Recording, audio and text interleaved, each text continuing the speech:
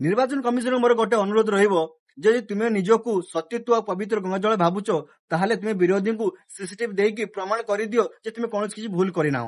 କାହିଁକି ନା ଯୋଉ ଦାବି ତାଙ୍କର ଅଛି, ଆମକୁ ସିସିଟିଭି ଦିଅ ଆଉ ଭୋଟର ଲିଷ୍ଟ ଯୋଉ ଦିଅ, ଯୋଉ ଡିଜିଟାଲ ଭୋଟର ଲିଷ୍ଟ ସେଟା ଦେଇଦିଅ, ସେମାନେ ଭାବିବେ ତାହେଲେ ତୁମେ ଠିକ ଠାକ ଅଛି। କିନ୍ତୁ ନଚେତ ସାରା ଭାରତବାସୀ ଭାବିବେ ତୁମେ ସତୀତ୍ୱ ନୁହଁ, ଅସତୀତ୍ୱ। କାହିଁକି ନା ତମକୁ ବିଜେପିର କଳା କଳଙ୍କ ଲାଗିଛି ଆଉ ତୁମେ ଭୋଟ ଚୋରି କରୁଛ ତାଙ୍କ ସହ ମିଶି।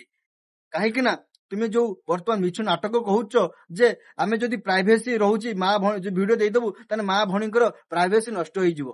ତାହେଲେ ଯୋଉ ନିୟମ ଅଛି, ଯୋଉ 45 ଦିନ ଭିତରେ ଯଦି କେହି ଜଣେ ଯଦି ପ୍ରାର୍ଥୀ ଯଦି ଦାବି କରୁଛି ଯେ ତାକୁ କଣ ପାଇଁ ସେତେବେଳେ ସିସିଟିଭି ଦେଖାଯାଉଛି, କଣ ସେତେବେଳେ କଣ ପ୍ରାଇଭେସି କଣ ନଷ୍ଟ ହଉନାହିଁ କି?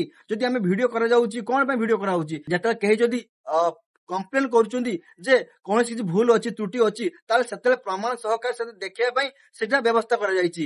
କିନ୍ତୁ ତୁମେ ନିଜର ଦୋଷ ଦୁର୍ବଳତାକୁ ଲୁଚିବା ପାଇଁ ବର୍ତ୍ତମାନ ସେଇଟାକୁ କଣ କରୁଛ ନା ଚପେଇ ଦଉଛ।